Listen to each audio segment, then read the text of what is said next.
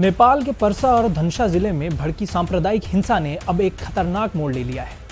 हालात इतने बिगड़ चुके हैं कि भारत नेपाल सीमा को पूरी तरह से सील कर दिया गया है। सवाल यह है कि आखिर अचानक ऐसा क्या हुआ कि शांत दिखने वाला नेपाल अचानक जल उठा। इसकी शुरुआत हुई धनुषा जिले की कमला नगर पालिका से। वहां एक मस्जिद में तोड़फोड़ और एक पवित्र ग्रंथ को जलाए जाने की खबर सामने आई। जैसे ही ये खबर हवा की तरह फैली, विरोध की चिंगारी भड़क उठी। लेकिन ये सिर्फ एक शुरुआत थी। सोशल मीडिया ने इस आग में घी डालने का काम किया। एक के बाद एक भड़काऊ वीडियो वायरल होने लगे और देखते ही देखते बीरगंज जैसे बड़े व्यापारिक शहर में भी हिंसा की लपटें पहुंच गई। आज स्थिति ये है कि बीरगंज में कर्फ्यू लगा दिया गया है। सड़कों पर आम लोगों की जगह पुलिस के जवान और आंसू गैस के गोलों का धुआं नजर आ रहा है। भीड़ को तितर बितर करने के लिए पुलिस को बल का प्रयोग करना पड़ रहा है, जिसमें कई पुलिसकर्मी भी घायल हुए हैं। नेपाल का यह तनाव अब सिर्फ उसका आंतरिक मामला नहीं रहा, बल्कि इसका सीधा असर भारत की सीमा पर अब दिखने लगा है।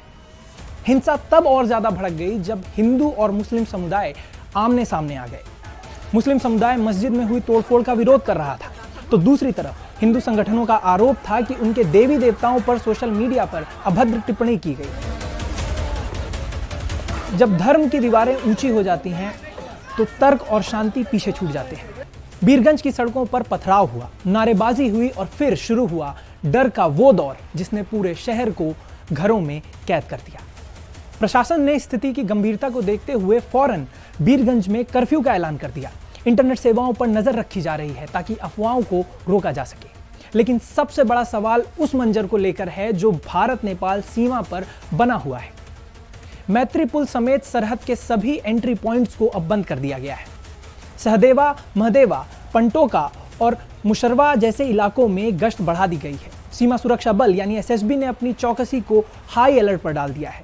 सरहद पर डॉग स्क्वाड तैनात है और हर आने जाने वाले की सघन तलाशी ली जा रही है। केवल एम्बुलेंस और जरूरी सेवाओं को ही निकलने की इजाजत दी जा रही है। नेपाल में मचे इस बवाल का सबसे बड़ा खामियाजा उन आम लोगों को भुगतना पड़ रहा है जिनका मजहबी झगड़ों से कोई लेना देना नहीं है।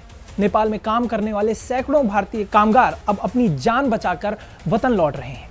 बीरगंज की दुकानें बंद हैं, बाजार ठप हैं और वहां रहने वाले भारतीयों के मन में बस एक ही डर कि कहीं ये हिंसा उनके दरवाजे तक न पहुंच जाए। नेपाल से लौट रहे कई लोग बता रहे हैं कि वहां रुकने का अब कोई मतलब नहीं है। जब तक शांति नहीं होती तब तक रोजी रोटी का संकट बना रहेगा। ये पलायन बता रहा है कि नेपाल के इन दो जिलों की आग कितनी गहरी है। भारत की तरफ से सुरक्षा एजेंसियां पूरी कोशिश कर रही हैं कि नेपाल का ये तनाव भारतीय सीमा के अंदर ना पहुंचे।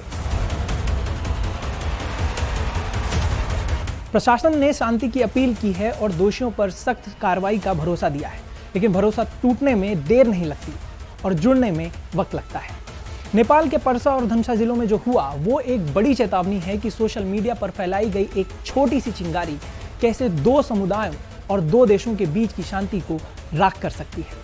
अब देखना यह है कि कर्फ्यू और बंदूकों के साए में नेपाल की ये गलियां कब दोबारा अमन की सांस ले पाती हैं।